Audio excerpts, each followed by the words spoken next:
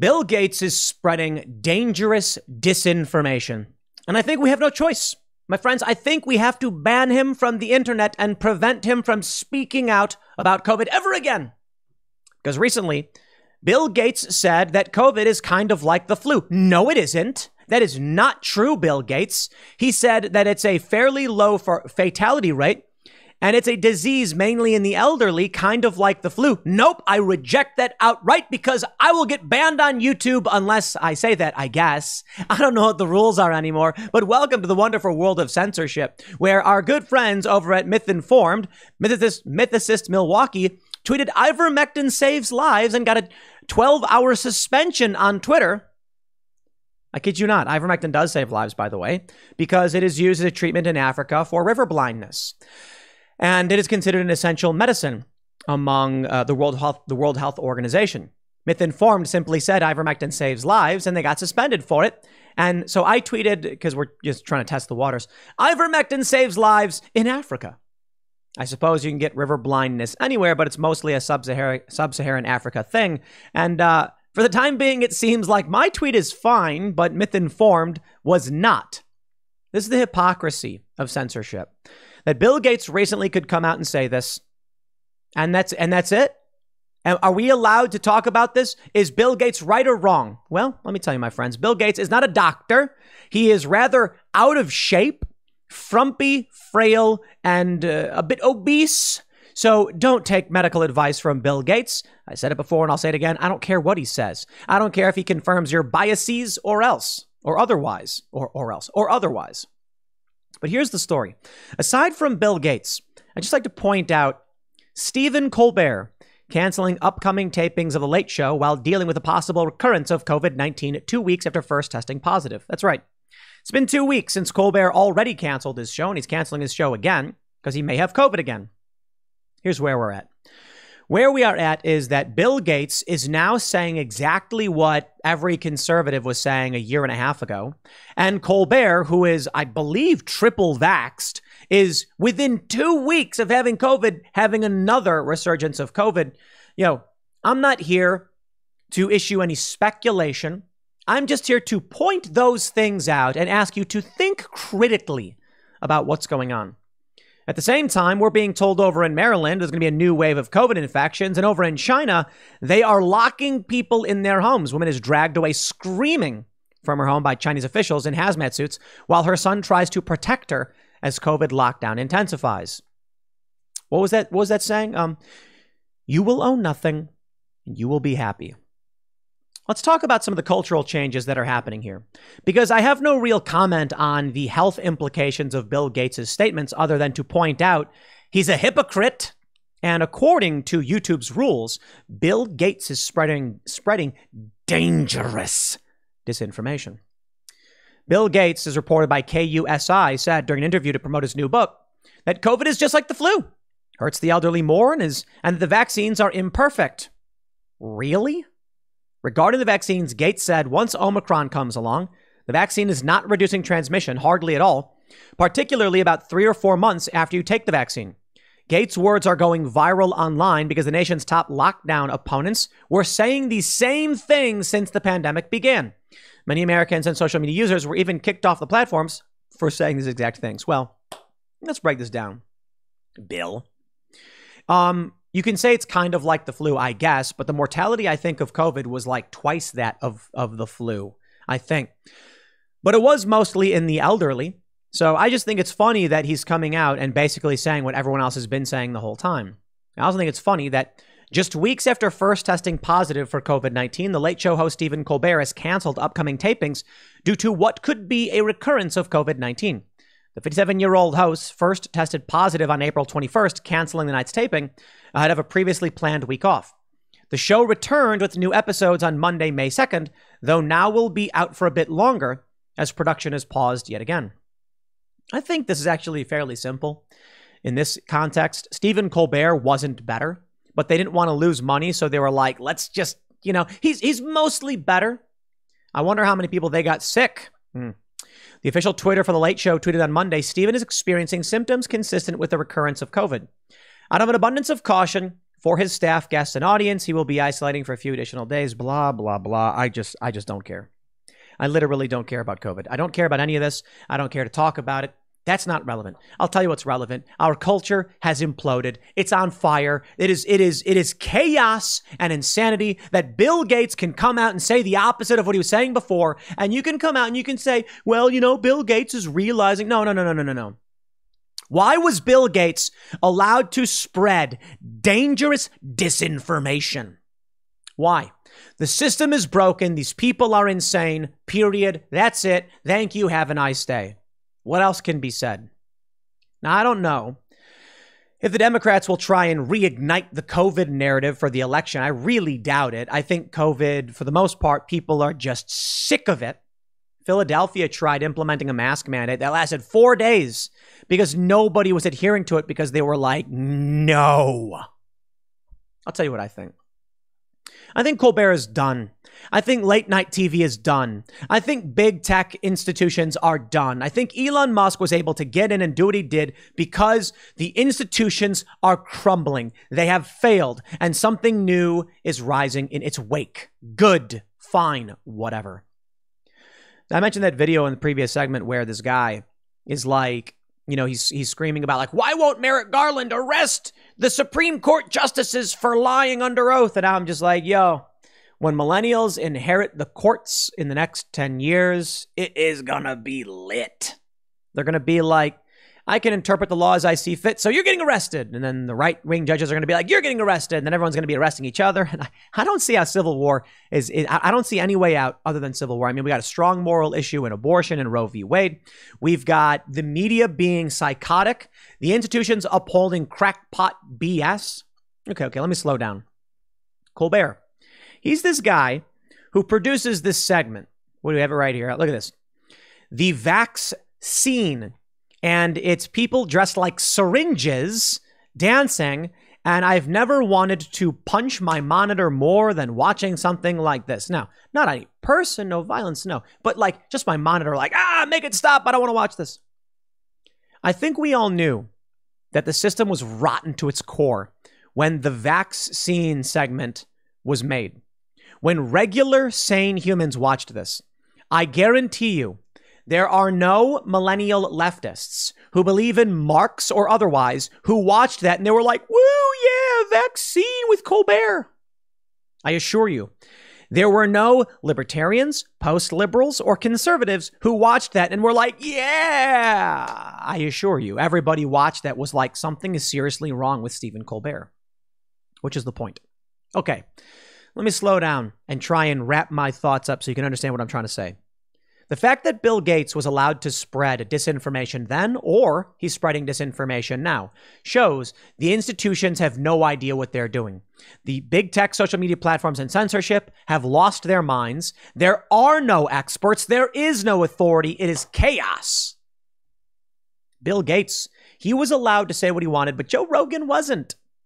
Weird. Now, Bill Gates is saying what Joe Rogan said. So what's that about? Control? No, they've lost control. Let's talk about Colbert and late night TV. I'm looking at the ratings for late night TV, and I was like, wow, that's kind of crazy. I know that, the way we do our shows over at Timcast are a different kind of format. It's VOD, video on demand, and a live show that people watch later. They watch the reruns. We actually rival the key demographic viewership of late night television. Not Colbert. He gets about double what we get.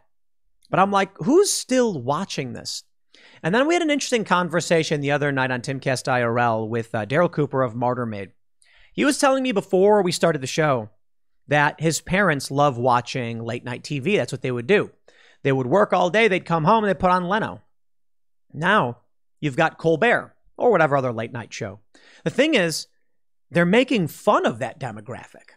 And that's what I find interesting. When you take a look at the ratings for Colbert or even cable news, you can see that they're getting millions of viewers over the age of 55. Yet, these networks are making fun of viewers over the age of 55. Why? Isn't that the weirdest thing? I was thinking about generations and aging and stuff. I saw this clip of the woman. Is like a news story about the woman who played one of the angels from Charlie's Angels, and they're like, she's 72 and look how young she looks. And I was like, why would she want to? No, I mean, for like, why would you want to look like you're young? I just don't understand that. That's weird to me. I guess my beard's starting to turn white. I don't care. You know, my hair fell out a while ago. I just put a beanie on. The truth is, I've always worn the beanie, even when I didn't have hair, but I digress. Like, you look the way you look, you're going to age, you're going to get old. That's a part of being alive. And you have your demographic, your peer group. Why do you want to jump to a different peer group? I just don't understand it. And I see this with the decay in things like Colbert and the media and everything just falling apart. I don't know. You know, I don't know. This is not the same as I normally do most segments where I have like a key news story where I hyper-focus on it. But I was just thinking about the generational collapse, the desperation of the older crowd to appeal to a younger crowd and their failures to do so, and the gap between how information is consumed.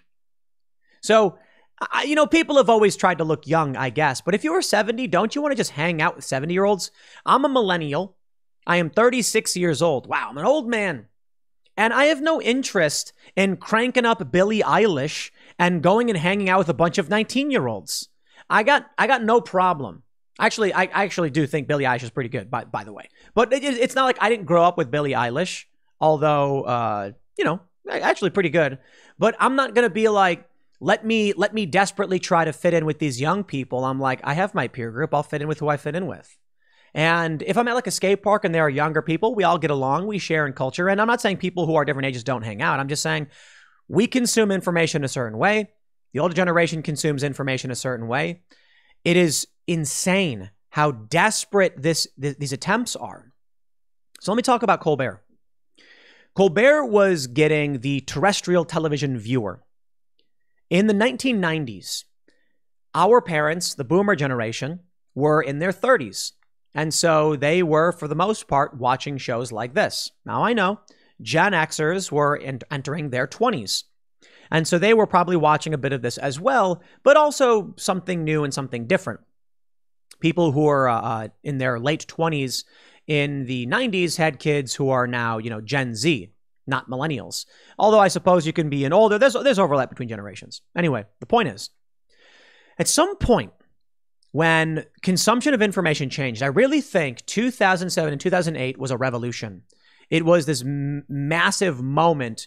And maybe it was even like 2012. Maybe it was like the end of 2012. You know what? I think it was maybe the end of 2011 and into 2012. We started seeing these changes because cell phones started becoming prominent in 2008. But I think it was this period, this term, Obama's first term, where the world collapsed. It did. We just didn't realize it at the time. Let me explain. The advent of internet everywhere. I grew up with the internet, but a rudimentary version of it. I had a cell phone, and you couldn't really do anything internet with your cell phone while you were out. So I'm working at O'Hare Airport, and I had a phone. I could text people, but it was expensive. It was like 10 cents per text, so you couldn't really do it a whole lot. And even to receive text, it was crazy. I was like, stop texting me, you're costing me money. How insane was that? But around 2007, we got the unlimited plans and we got internet on the phones thanks to the iPhone and a bigger screen. All of a sudden, we were online all the time, everywhere. Vice emerges at this time. Vice is producing documentaries on YouTube. They're getting millions of views.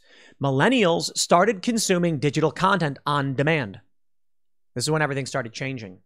Ratings started collapsing. Nobody was watching TV anymore. And the people who ran the establishment did not get the memo. So, to our good friends over at Stephen Colbert's show, what happens? Well, they normally would say something like, we want to make content for the key demographic, which means people age out of our viewership demographic, and we try to attract younger viewers. The only problem is younger viewers don't watch terrestrial television. They were watching YouTube and then eventually Netflix. So what happens now is the one group that probably would want to watch Colbert, older people, and they do, are being mocked, belittled, and made fun of the whole time. Trump supporters, you're seeing this weird, unintelligible world being presented to an older crowd that doesn't want to watch. And young people don't want to watch either. So now everything's fragmented, breaking apart, and in shambles. I don't know how we survive that, the cultural decay or the cultural collapse. That with the hyper-tribalization, there's no answer to. This is why I just feel like maybe the segment that I needed to do is this, that the system has imploded completely.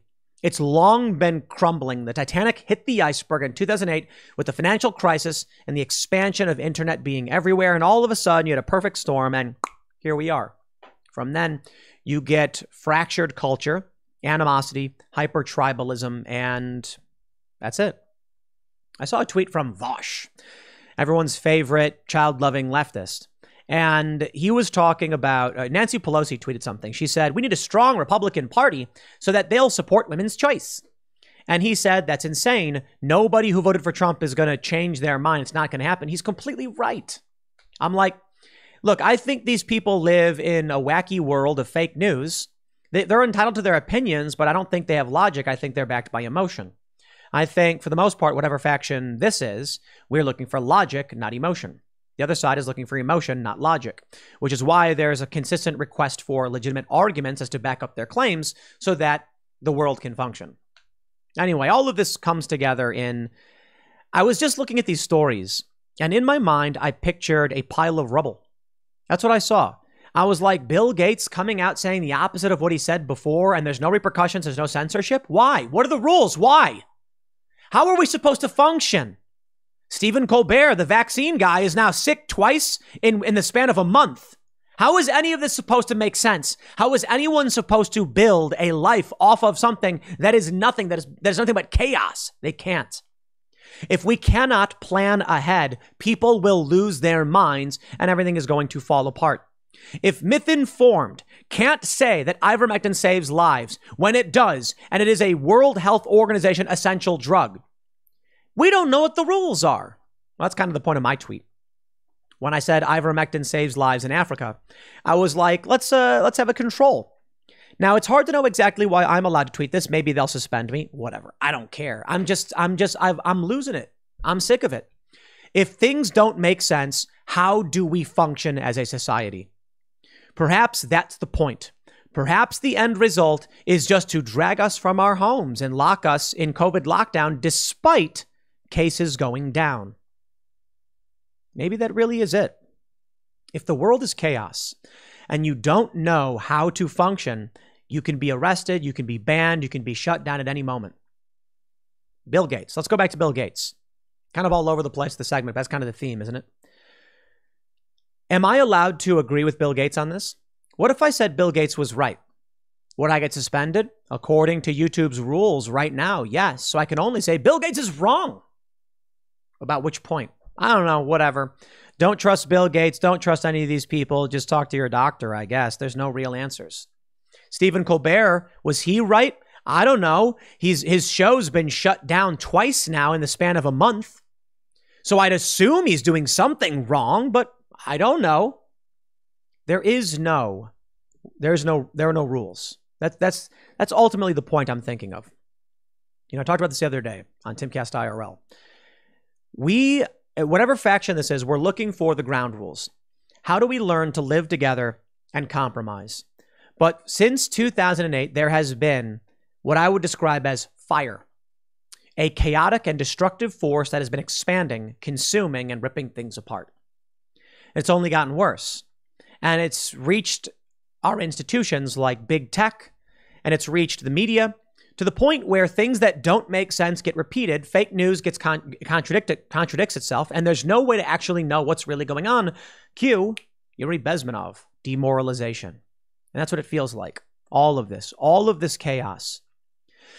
Politico reports in 2017 that Ukraine's meddling in the 2016 election to help Hillary has backfired. And then in 2020 reported, actually, that story was Russian disinformation, but they reported it, never retracted it. How do you know what's true? I don't know, I suppose. But that's the point here, I guess. That's why we have timcast.com. That's the goal. They want to destroy everything, burn it down. They want to be insane. They want to chase after money. I'll tell you what we're going to do at timcast.com. We are going to just try and create base reality. We're going to try and say, here are the things we can confirm, and we'll start over. And we'll call Colbert a lunatic. And we'll call Bill Gates a lunatic. I will tell you these people are psychopaths. Now, I don't blame Colbert for everything. I think he's looking at the network and the advertisers and he's shaking like, I don't know what to say. You know, I think that's what he genuinely going through. I don't think Colbert is part of any kind of cabal. I think he's shaking like, I will lose my ads. I will be kicked off TV. What do I do? What do I say? I don't know anymore. And eventually their heads will figuratively inflate like balloons and just burst from the cognitive dissonance. At a certain point, they're going to have to land on one side or the other. Bill Gates is going to have to land on one side or the other. Eventually, these people are going to have to say something was right or something is wrong. Or they'll just have their weird crackpot zombies following in lockstep behind them with nonsense without logic.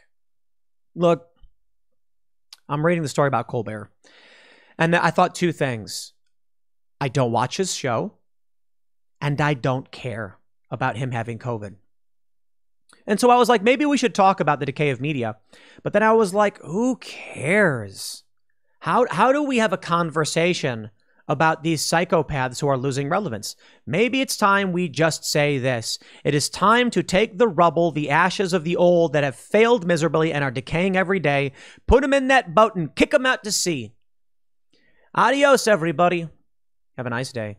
If Bill Gates is now saying this, I'm curious what the left is going to say. Bill Gates was wrong the whole time, but he's right now, or he's wrong now and he was right the whole time. Pick one, because the right, whatever you want to call it, has been consistent on their opinions. I'm just frustrated. That's the point of the segment. Total frustration with watching the psychopathy, the psychopathy of these institutions that make no sense. We don't know what the rules are. And if we don't know the rules, how can we function within this? No idea. None whatsoever. Head over to timcast.com to become a member if you want to find an anchor to reality, because that's what we'll do. We'll try our best. Everything's just gone insane. Or whatever. I'm done. Let's get back to the news. Next segment's coming up at 1 p.m. at 4 p.m. Yikes. Over at youtube.com/timcast. Thanks for hanging out, and I will see you all then.